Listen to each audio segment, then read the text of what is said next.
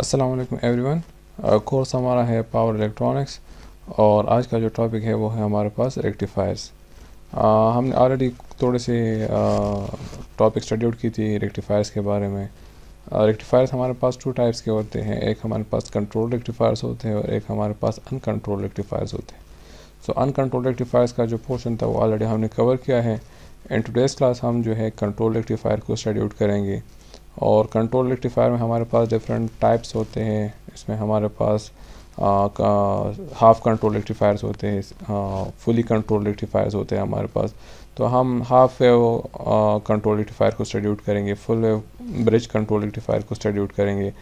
फिर हमारे पास रेक्टिफायर में जब लोड चेंज होती है तो कंट्रोल रेक्टिफायर में लोड की चेंज होने से हमारे पास आउटपुट पर भी इफ़ेक्ट आती है। तो हम इसको विद रेजिस्टिव लोड भी स्टडी आउट करेंगे एंड विद इंडक्टिव लोड को भी स्टडी आउट करेंगे।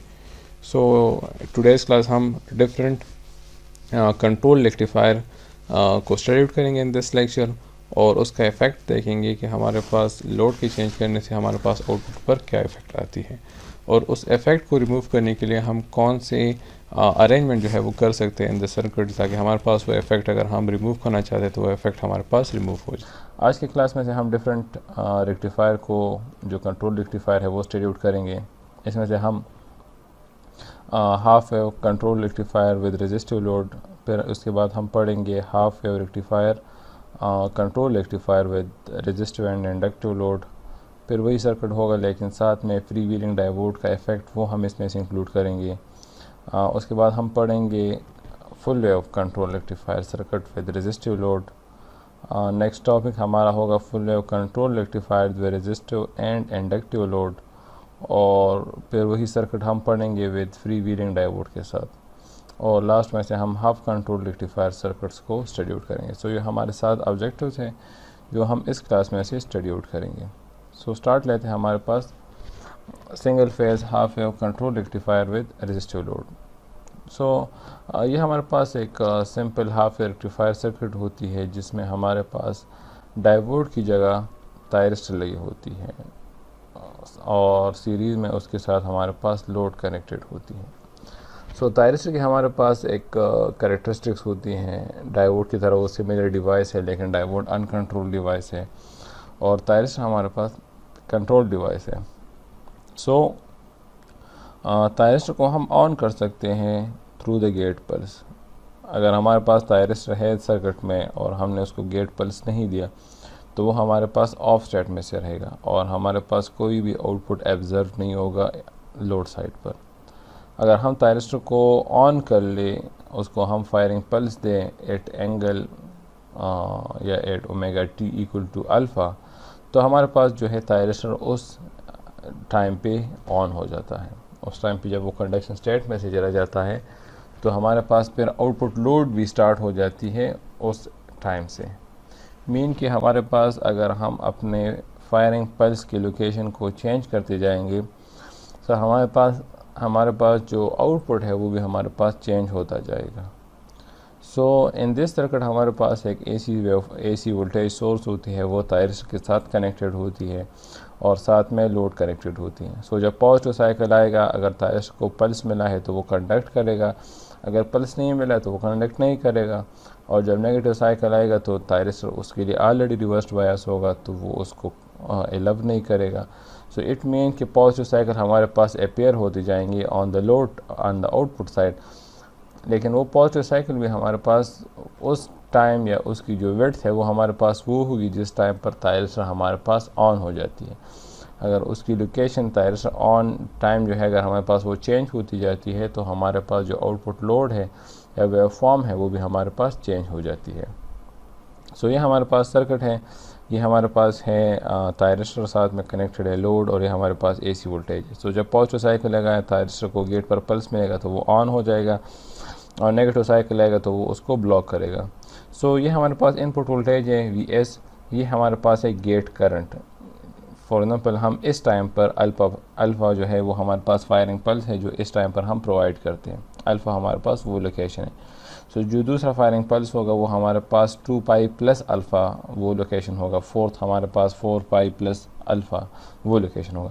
सो जिस टाइम पर फायरिंग पल्स मिल जाती है थायरिस्टर उसी टाइम पे कंडक्शन स्टार्ट कर लेती है। सो फ्रॉम 0 टू अल्फ़ा हमारे पास आउटपुट नहीं आएगी बिकॉज थायरिस्टर हमारे पास ऑफ स्टेट में से रहती है, लेकिन फ्रॉम अल्फ़ा टू पाई हमारे पास जो है आउटपुट आ जाएगी बिकॉज थायरिस्टर हमारे पास ऑन स्टेट में होती है।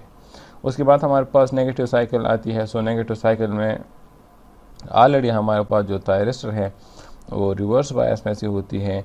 जब दोबारा पॉजिटिव साइकिल आएगी सो वो भी हमारे पास वही एट अल्फ़ा जो है वो स्टार्ट होगी because from 0 to alpha thyristor हमारे पास ऑफ स्टेट में से होती है।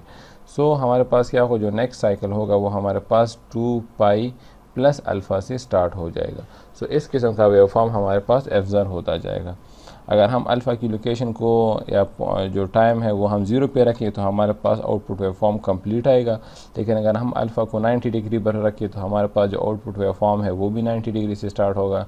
अगर हम इसको 45 डिग्री पे रखें तो हमारे पास जितने साइकिल्स आएंगे वो हमारे पास 45 डिग्री से आएंगे। सो जिस टाइम पर हमारे पास वोल्टेज ड्रॉप अपेयर होगी उसी टाइम पर हमारे पास करंट भी फ्लो करेगा बिकॉज इस टाइम अगर थायरिस्टर ऑफ है तो इट मीन हमारे पास लोड करंट भी ज़ीरो है, और जिस टाइम थायरिस्टर ऑन होती है उस टाइम हमारे पास जो लोड करंट है वो हमारे पास फ्लो करेगा। सो इस किस्म का वेवफॉर्म जो है वो हमारे पास करंट के लिए भी होगा। अगर हम थायरिस्टर वोल्टेज ड्रॉप की वेवफॉर्म को देख ले, सो फ्रॉम 0 टू अल्फ़ा हमारे पास थायरिस्टर को पॉजिटिव वोल्टेज मिलती है लेकिन वो ऑफ होता है बिकॉज पल्स नहीं मिलती। सो वो इस वोल्टेज को क्या करता है, वो इसको ब्लॉक करता है। So from alpha to pi हमारे पास वो कंडक्ट करता है, इसलिए हमारे पास आइडियली 0 वोल्टेज ड्रॉप, प्रैक्टिकली कुछ ना कुछ ड्रॉप होगा। सो उसको हमने 0 वोल्टेज ड्रॉप से शो किया हुआ है। ये हमारे पास शो कर रहा है कि थायरिस्टर इस वक्त कंडक्शन कर रही है। और from alpha to pi plus alpha ये थायरिस्टर फिर ऑफ रहेगा बिकॉज इसमें तो नेगेटिव साइकिल आ जाती है तो थायरिस्टर हमारे पास रिवर्स बायस हो जाती है, और फिर इस साइकिल में दोबारा पॉजिटिव साइकिल तो आ जाती है लेकिन थायरिस्टर को फायरिंग पल्स नहीं मिलती, इसलिए वो दोबारा क्या होती है, वो हमारे पास कंडक्ट नहीं करती। सो इसमें से हमारे पास फिर क्या हो जाएगा, हमारे पास वेवफॉर्म एब्जर्व या लोड पर कुछ ना कुछ एब्जर्व नहीं होगा बल्कि ये ड्रॉप तमाम हमारे पास अक्रॉस द लोड जो है वो अपेयर हो जाएगा। सो ये हमारे पास क्या हो जाती है, इस किस्म की वेवफॉर्म हमारे पास अपेयर हो जाती है। अच्छा, ये हमारे पास है half wave control rectifier circuit था हमारे पास, और इसमें हमारे पास रेजिस्टिव लोड लगा था इस सर्किट में से। नेक्स्ट हमारे पास है कि अगर हम लोड को चेंज कर लें और लोड हमारे पास हो जाए inductive plus resistive plus inductive हो जाए, मीन कि इसमें से रेजिस्टिव का इफेक्ट भी आ जाए और इंडक्टेंस का इफेक्ट भी आ जाए। सो इससे हमारे पास क्या इफेक्ट या क्या चेंजेस हमारे पास आ जाती है। सो इंडक्टर की हमारे पास एक प्रॉपर्टी है कि वो अपोजिशन प्रोवाइड करती है to the flow to the change in the current. जब भी करंट चेंज होगा तो वो अपोज करेगा कि करंट चेंज ना हो जाए। ये वही हिस्ट्री हमारे पास ऑलरेडी अभी हमने इन द प्रीवियस स्लाइड वो स्टडी आउट की। सो जब करंट इंडक्टर में से फ्लो करेगा और वो जो है फॉर एग्ज़ाम्पल हमारे पास क्या होगा, वो चेंज करंट की जो डायरेक्शन है वो हमारे पास चेंज होती जाती है, लेकिन इंडक्टर क्या करता है, इंडक्टर एनर्जी स्टोर करता है अपने मैग्नेटिक फील्ड में से in the form of current. So जिस वक्त थायरिस्टर ऑफ हो जाती है तो करंट की फ्लो भी हमारे पास ड्रॉप हो जाती है, लेकिन थायरिस्टर क्या करेगा, ट्राई आउट करेगा कि करंट उसी डायरेक्शन में से फ्लो कर ले, और जो इंडक्टर की स्टोर एनर्जी है वह ड्यू टू विच हमारे पास करंट की डायरेक्शन वही सेम रहती है, और उस ऑफ टाइम में हमारे पास current due to the inductor हमारे पास वो फ्लो कर लेती है। अब कितनी ड्यूरेशन के लिए करंट फ्लो करेगी वो हमारे पास डिपेंड करता है इंडक्टर की वैल्यू पर। अगर हमारे पास इंडक्टर की वैल्यू बहुत ज़्यादा है तो मे भी हमारे पास फॉर द कंप्लीट साइकिल भी करंट फ्लो कर ले, लेकिन हमारे पास अगर इंडक्टर की वैल्यू कम है तो मे भी शॉर्ट टाइम के लिए हमारे पास क्या कर ले, कुछ ना कुछ करंट फ्लो कर ले। सो उस वजह से हमारे पास क्या हो जाता है, हमारे पास और इफ़ेक्ट आ जाता है जिसको, या एक और ड्यूरेशन आ जाती है जिसको हम, पहले तो हमारे पास अल्फ़ा होता था जिस पर हम फायरिंग पल्स प्रोवाइड करते थे, अब हमारे पास एक और ड्यूरेशन आ जाती है जिसको हम कहते हैं बीटा। बीटा एक्चुअली हमारे पास शो करती है कि कितने टाइम तक हमारे पास आउटपुट वेवफॉर्म जो है वो अपीयर हो जाती है। सो ये हमारे पास सर्किट है जिसमें हमारे पास एसी वोल्टेज है, थायरिस्टर कनेक्टेड है, और ये हमारे पास रेजिस्टर प्लस इंडक्टिव लोड है। सो इस टाइम पर हमारे पास अल्फ़ा प्रोवाइड हो जाती है, थायरिस्टर हमारे पास कंडक्शन स्टार्ट कर लेती है। जैसे ही थायरिस्टर कंडक्शन स्टार्ट कर लेती है, जितने साइकिल पॉजिटिव साइकिल के लिए तो वो हमारे पास क्या करेगी, वो हमारे पास कंडक्ट करेगी। सो यहाँ तक वो कंडक्ट कर लेती है। अब इसके बाद हमारे पास थायरिस्टर ऑफ हो जाती है। थायरिस्टर ऑफ हो जाती है, लेकिन इंडक्टर क्या करता है, इसने एनर्जी स्टोर की है। So due to the store energy वो ट्राई आउट कर लेता है, क्या कर लेता है कि हमारे पास करंट की डायरेक्शन पहले हमारे पास जो थी वो फ्रॉम अप टू डाउन थी for the positive cycle. So in the negative cycle हमारे पास इंडक्टर में जो करंट की डायरेक्शन होगी वो भी हमारे पास फ्रॉम अप टू डाउन होगी, और कुछ टाइम के लिए इंडक्टर में जितनी एनर्जी स्टोर है वो कुछ टाइम के लिए थायरिस्टर को और ऑन स्टेट में से रहने देगा, जिसकी वजह से हमारे पास क्या हो जाएगा, थायरिस्टर कुछ और टाइम के लिए ऑन हो जाएगा। लेकिन उस वक्त थायरिस्टर को जो वोल्टेज मिलती है वो रिवर्स बायस होती है। So due to this effect of the inductor हमारे पास जो है लोड पर कुछ और थोड़ी सी और वेवफॉर्म जो है वो एब्जर्व हो जाती है। अब ये आउटपुट वेवफॉर्म हमारे पास डिपेंड करती है इंडक्टर की वैल्यू पर। अगर इंडक्टर की वैल्यू हमारे पास स्मॉल है तो हमारे पास थोड़ी जो है शॉर्ट टाइम के हमारे पास आउटपुट वेवफॉर्म अपीयर हो जाएगा इन द नेगेटिव साइकिल। लेकिन अगर इंडक्टर की वैल्यू हमारे पास ज़्यादा है तो हमारे पास maybe for the whole cycle जो है वो वेवफॉर्म जो है वो अपीयर हो जाए। अगर इंडक्टर की वैल्यू इतनी ज़्यादा है तो may be during the negative cycle inductor की हाई वैल्यू की वजह से हमारे पास जो थायरिस्टर है वो वही ऑन स्टेट में से रहेगा। सो ये नेगेटिव वेवफॉर्म हमारे पास एक्चुअली आती है due to the inductor. So due to the inductor store energy, उसी वजह से हमारे पास ये आउटपुट वेवफॉर्म अपीयर हो जाती है, और इसकी ड्यूरेशन डिपेंड करती है इंडक्टर की वैल्यू पर। इंडक्टर की वैल्यू कम है तो ये ड्यूरेशन भी कम होगा, इंडक्टर की वैल्यू ज़्यादा है तो मैं भी हमारे पास ये जो ड्यूरेशन है ये भी हमारे पास ज़्यादा हो जाए। सो पहले हमारे पास जो वेवफॉर्म होती थी वो हमारे पास अल्फा से लेके पाई तक होती थी, लेकिन अब हमारे पास जो आउटपुट वेवफॉर्म है वो है फ्रॉम अल्फ़ा टू बीटा है, बिकॉज अब इसमें से इंडक्टर की वैल्यू वो हमारे पास इंक्लूड हो गई है। सो जो अब करंट की अगर हम वेवफॉर्म देख लें तो हमारे पास जो करंट है वो एक्चुअली हमारे पास क्या करती है फ्रॉम, अब पहले हमारे पास जो करंट होती थी वो हमारे पास अल्फ़ा से लेके पाई तक फ़्लो करती थी, लेकिन अब हमारे पास जो करंट है वो हमारे पास फ़्लो करेगी from alpha to beta flow करेगी, बिकॉज इतने टाइम के लिए हमारे पास थायरिस्टर ऑन है।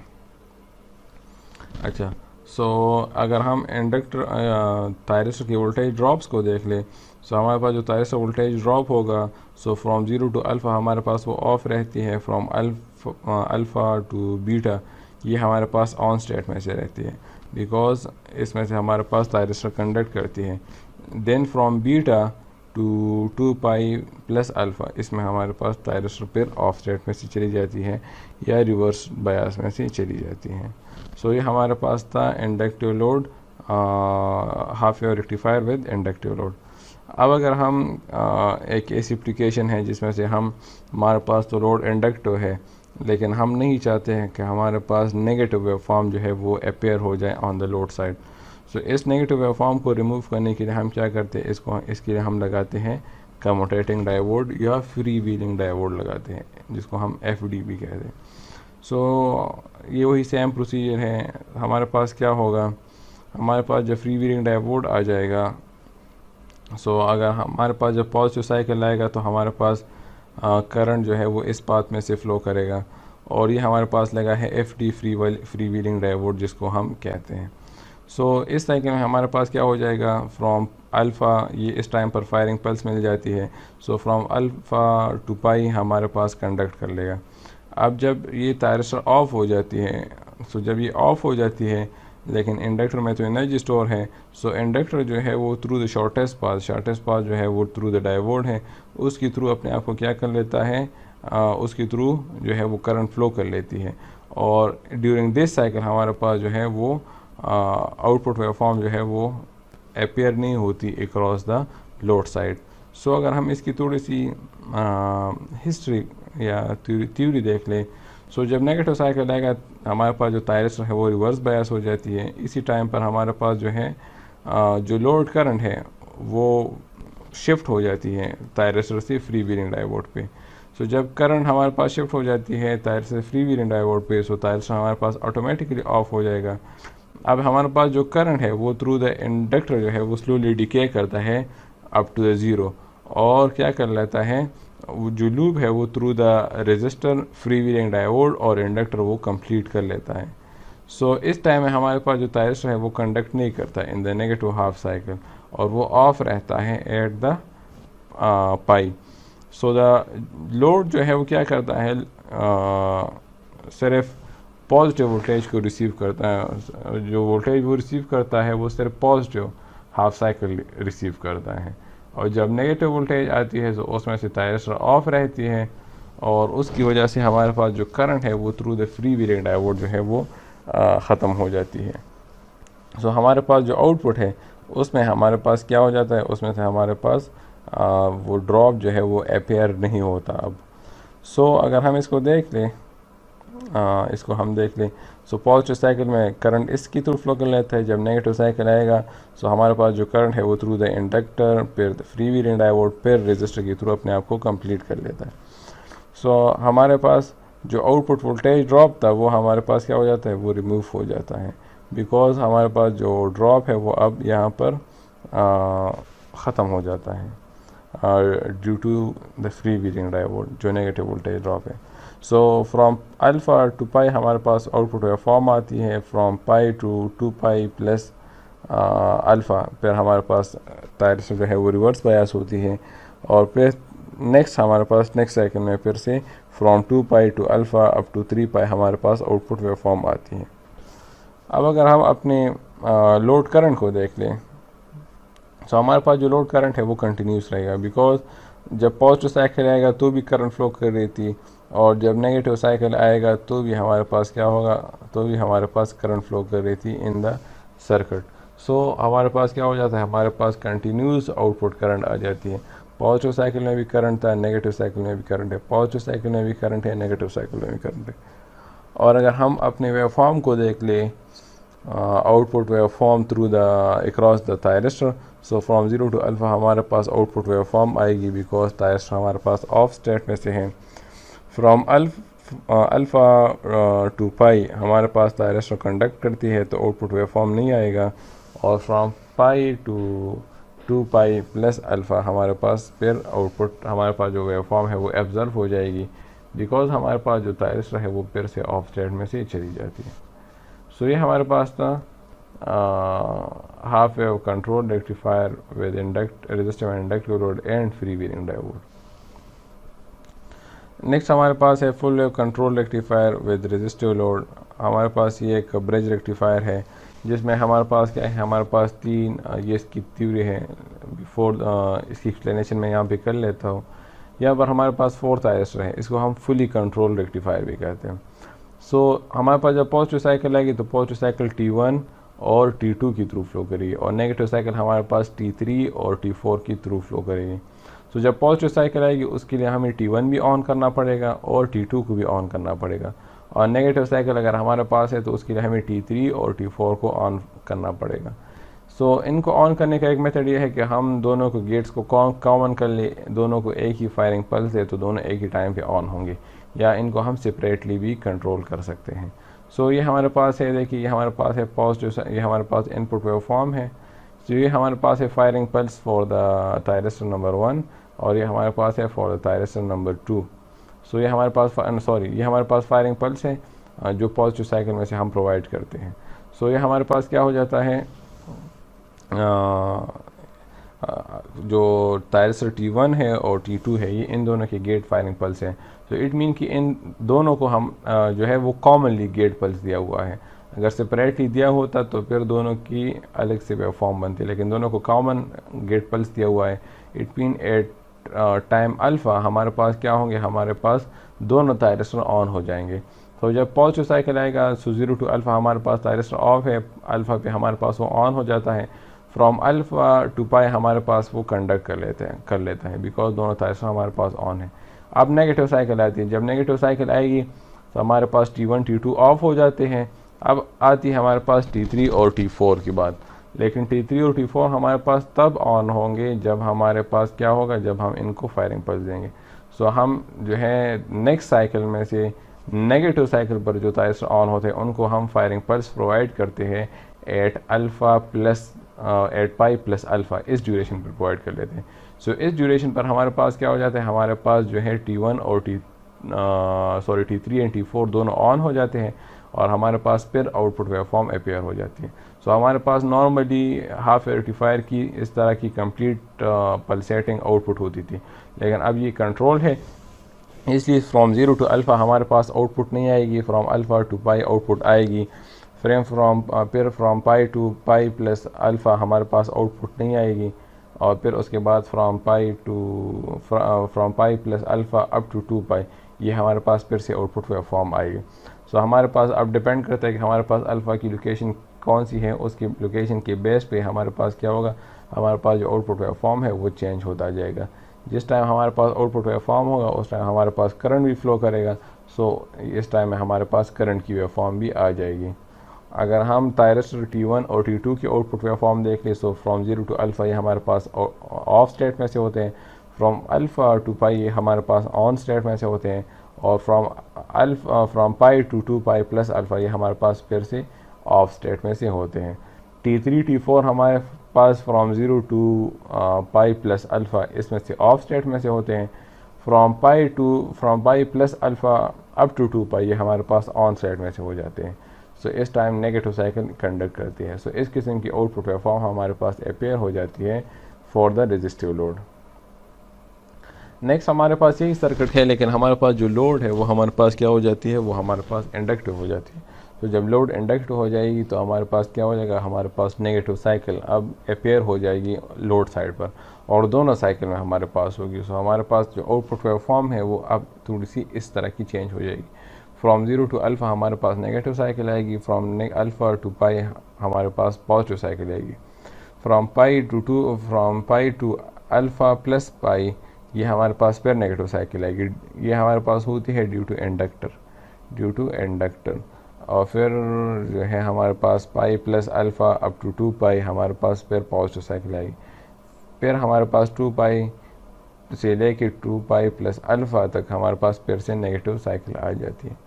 सो इट मीन हमारे पास क्या हो जाती है, हमारे पास इंडक्टर की वजह से हमारे पास नेगेटिव साइकिल आउटपुट पर अपीयर हो जाती है, और इस आउटपुट इसकी ड्यूरेशन हमारे पास डिपेंड करती है हमारे पास इंडक्टर की वैल्यू पर।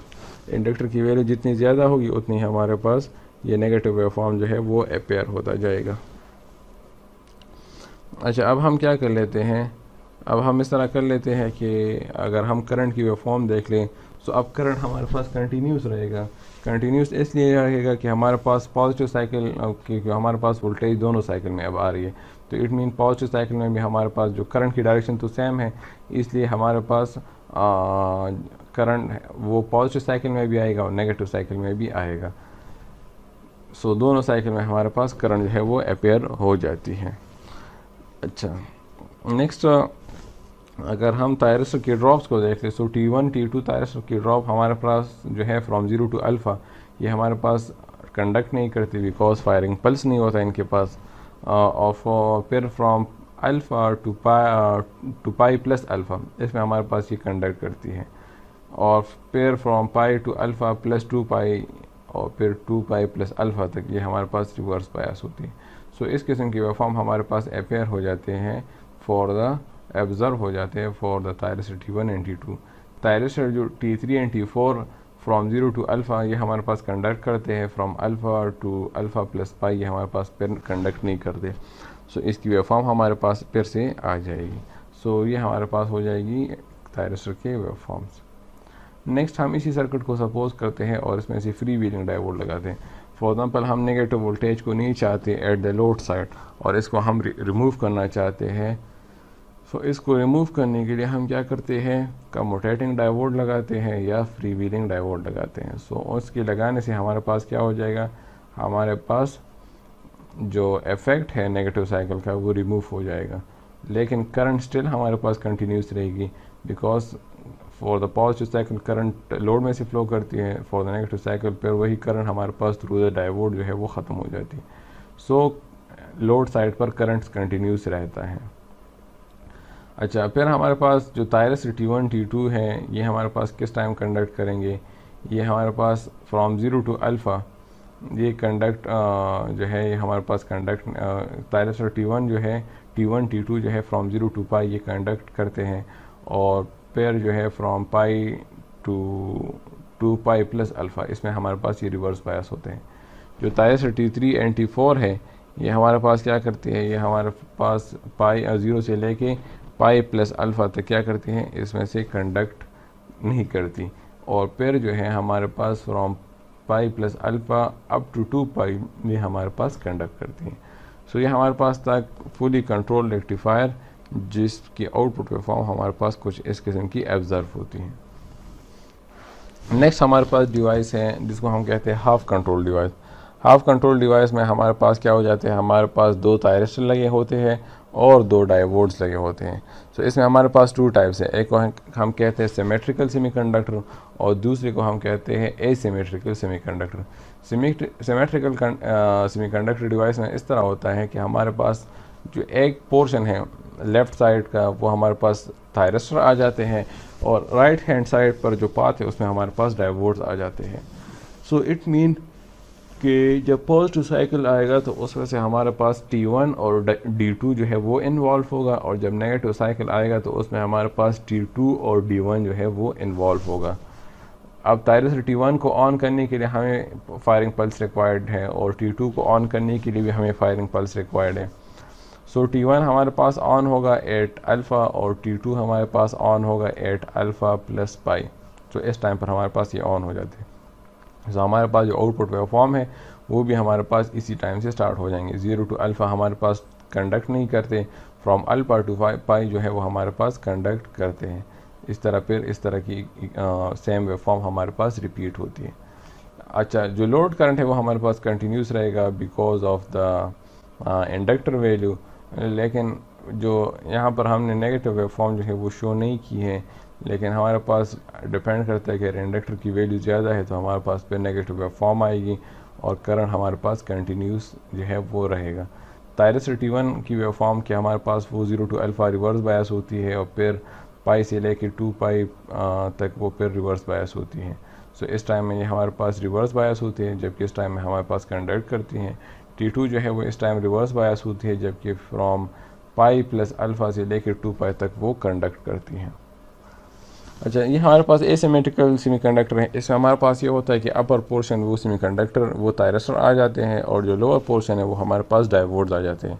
So for the positive cycle हमारे पास वही T1 और D2 वो फॉरवर्ड बायस हो जाते हैं, कंडक्ट करते हैं, और नेगेटिव साइकिल में हमारे पास T2 और D1 जो है वो कंडक्ट करते हैं। सो हमारे पास जब पॉजिटिव साइकिल आएगा सो दोनों को ऑन कर लिए, तायरस T1 और T2 को ऑन कर लिए, हमें फायरिंग पल्स की रिक्वायर्ड है। सो फायरिंग पल्स हम प्रोवाइड करते हैं एट तायरस को हम एट टाइम अल्फ़ा जो है वो ऑन करते हैं, और तायरस T2 को जो है वो हम अल्फ़ा प्लस पाई पर ऑन करते हैं।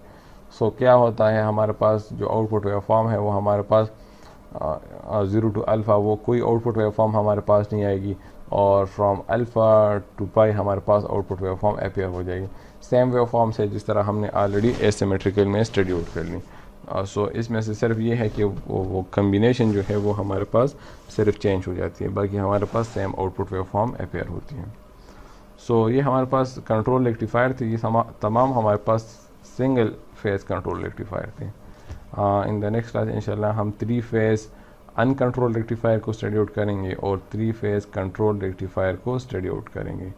सो इंशाल्लाह in the next class in चीज़ों को स्टडी आउट करेंगे। Thank you very much.